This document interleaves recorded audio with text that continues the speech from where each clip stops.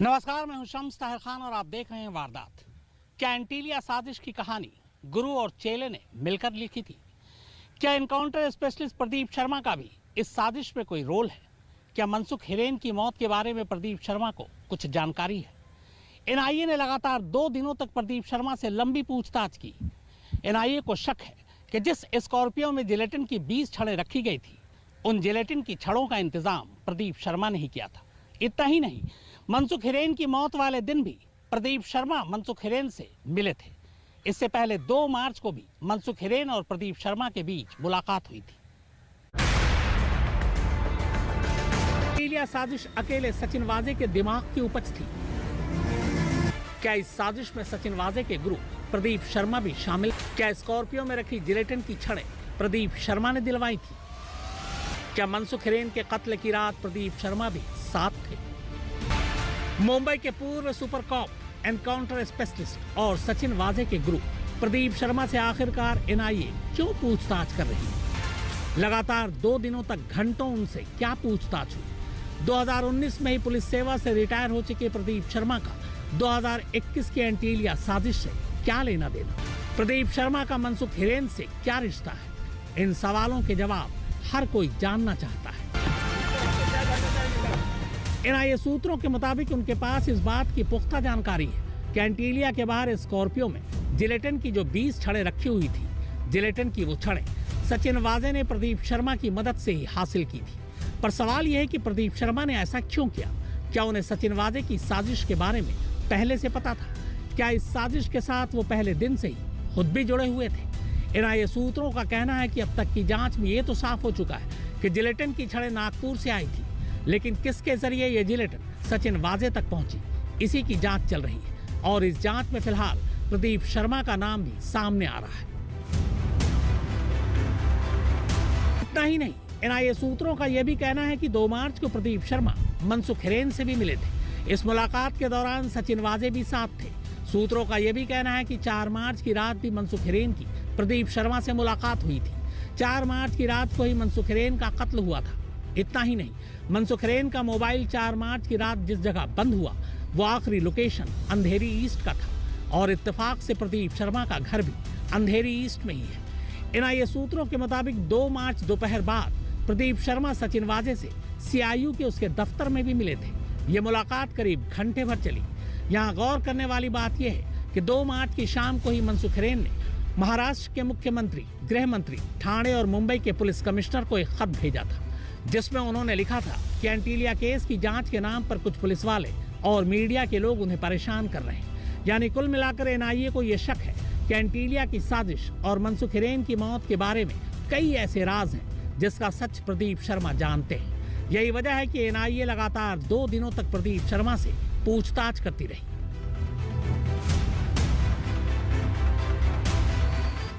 उन्नीस 1983 में sub inspector के तौर पर प्रदीप शर्मा ने महाराष्ट्र पुलिस ज्वाइन किया था।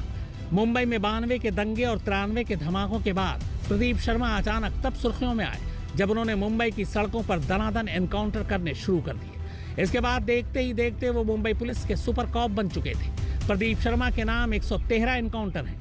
ये वही प्रदीप शर्मा हैं जिनकी टीम में कभी दया नायक और सचिन वाजे जैसे एनकाउंटर स्पेशलिस्ट काम किया करते थे। सचिन वाजे तो प्रदीप शर्मा को अपना गुरु ही मानता है। हालांकि 2008 में डी कंपनी के साथ संबंध रखने के इल्जाम में प्रदीप शर्मा को सस्पेंड कर दिया गया था, लेकिन 1 साल बाद ही वो वापस दोबारा बहाल हो गए।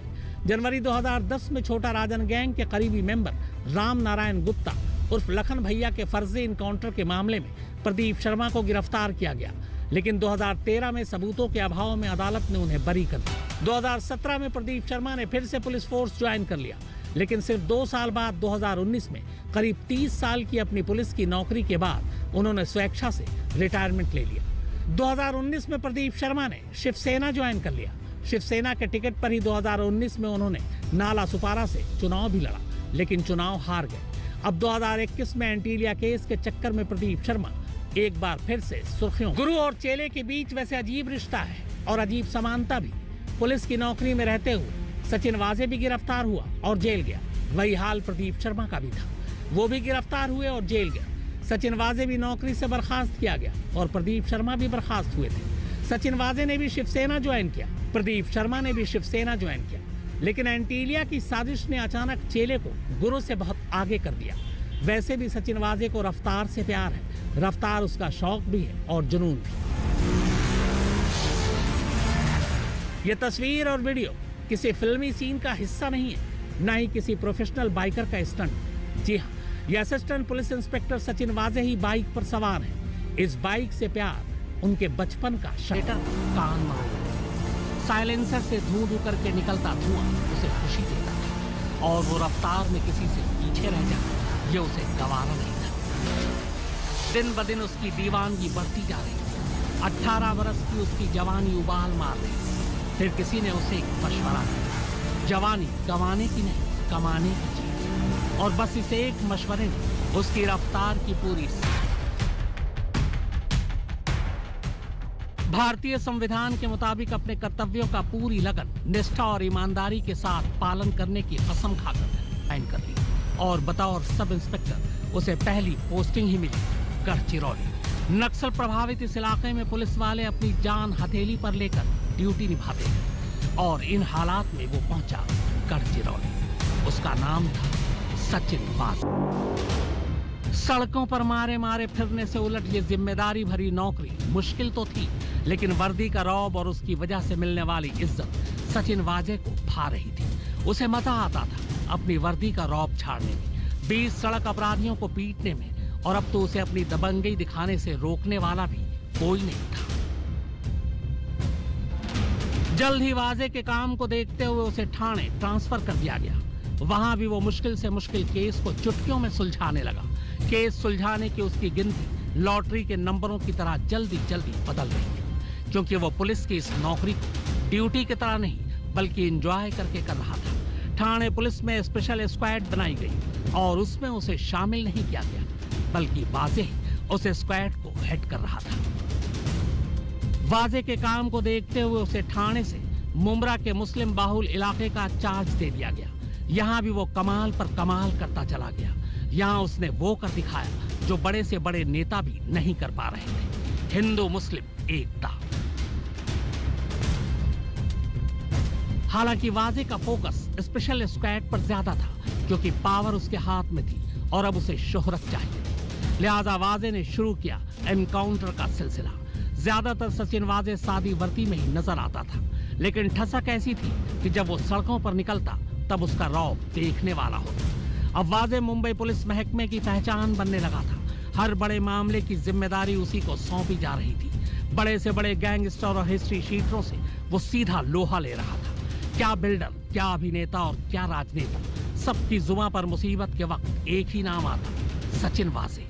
वाजे का नाम पूरे महकमे, पूरी मीडिया की जुबान पर चढ़ने लगा था। वाजे की पहचान एक तेज तर्रार पुलिस अफसर के तौर पर हो रही थी, और इसीलिए मुंबई पुलिस की एलीट क्राइम इंटेलिजेंस यूनिट यानी CIU में उसे शामिल कर लिया जाता है।